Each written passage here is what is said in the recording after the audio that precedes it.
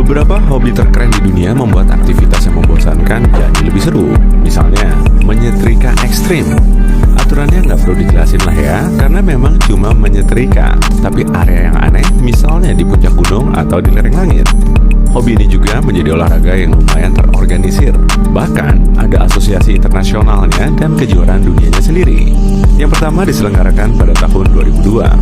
Penyetrika ekstrim original kita bernama Phil Shaw yang menggiati hobi ini saat dihadapkan dengan pilihan yang mustahil, yaitu melakukan merapikan rumah dan menyetrika pakaian atau panjat tebing.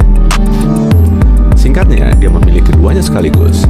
Phil memutuskan untuk menyebut dirinya STEAM dan melakukan tur internasional untuk mempromosikan menyetrika ekstrim ini. Kalau kamu juga suka melukis dan miniatur, kamu mungkin ingin mencoba hobi ini juga, melukis di uang receh. Beberapa bahkan mencoba menggambar pemandangan paling rumit di kanvas kecil ini, dan meski butuh banyak usaha dan kesabaran, hasilnya jelas terlihat keren. Ada aktivitas yang butuh fokus tinggi lain, yaitu menyimbangkan batu. Caranya, ambil beberapa batu yang bentuknya unik dan seimbangkan supaya berdiri vertikal di permukaan yang gak rata. Ada tips nih, kalau kamu punya kamera nganggur, kamu bisa bikin teman-temanmu terpukau lewat foto-fotomu karena gravitasi kelihatan berhenti bekerja pas kamu melihat batu-batu menakjubkan ini dengan posisi kayak melayang. Untuk kalian yang suka batu, cobain lempar batu deh. Carilah batu oval datar pas kamu jalan-jalan di tepi danau dan coba bikin batu itu memantul di permukaan air sebanyak mungkin. Rekor saat ini sangat menakjubkan, yaitu 88 pantulan dalam sekali lempar. Numpang eksis di berita juga menjadi salah satu hobi terlucu yang pernah ada, karena kamu bakal muncul sebagai pejalan kaki di latar belakang reporter televisi. Butuh banyak kemampuan membuat rencana, dan kamu juga harus kreatif dan spontan untuk menghasilkan hasil terbaik. Salah satu orang yang paling berbakat melakukan ini adalah Paul Yarrow. Dia menyelinap di banyak siaran di TV. Bahkan ada koleksi penampilannya di internet kalau kamu butuh inspirasi. Apa kamu suka nyalain lilin beraroma di ruang tamu? Nah, pas lilin favoritmu udah hampir habis, kamu nggak perlu khawatir lapisan lilin terakhir di dasar stoplessmu bakal sia-sia.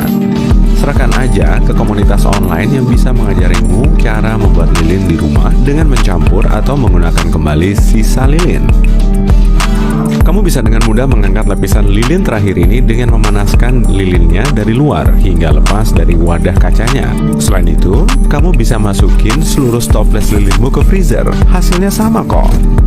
Langkah selanjutnya terserah kamu. Bisa lelehin lilinnya dan masukin ke stopless yang lebih kecil atau campur berbagai aroma untuk membuat yang baru. Yang kamu perlukan untuk menyelesaikan lilinmu adalah sumbu baru yang bisa kamu temukan dengan mudah di internet. Selagi ngomongin hobi wewangian, kamu juga bisa mencoba membuat minyak esensial di rumah. Apalagi kalau kamu punya tanaman herbal atau tanaman yang kamu tanam di rumah dan mau memanfaatkannya. Orang-orang menggunakan panci untuk merebus tanaman sampai minyaknya terpisah, lalu menggunakan esensi ini di sekitar rumah untuk cucian atau bahkan produk pembersih rumahan. Ada juga hobi kreatif lain yang membantu mendekatkan alam bebas ke ruang tamumu, yaitu aquascaping. Ini adalah proses membuat taman terendam atau semi terendam sendiri. Kamu butuh tanaman yang suka air dan wadah dibocor seperti akuarium. Sebaiknya kamu juga memakai air yang sudah disaring atau disuling agar seluruh taman airmu terlihat sedikit lebih jernih. Tambahkan kerikil atau substrat bersih ke bagian bawah wadah dan atur tanamannya sesuai keinginanmu. Kamu bisa mencoba membuat ulang adegan dari film atau buku favoritmu seperti bangkai kapal atau kerajaan bawah laut. Kamu mungkin nggak bisa nyobain hobi unik yang satu ini kalau nggak suka terbang. Tapi ternyata ada orang di luar sana yang punya banyak koleksi kantong muntah pesawat. Kantong muntah kosong ya, pastinya. Hobinya simpel, ambil kantong kertas yang disediakan maskapai sebelum lepas landas dan masukin ke koleksimu. Bahkan ada situs tempat kamu bisa menjual kantong-kantong ini atau menukarnya dengan kolektor lain. Seorang pencinta kantong muntah pesawat dari Singapura mengembangkan koleksinya menjadi 388 kantong yang luar biasa. Dia berhasil mengumpulkan semuanya dari 186 negara berbeda.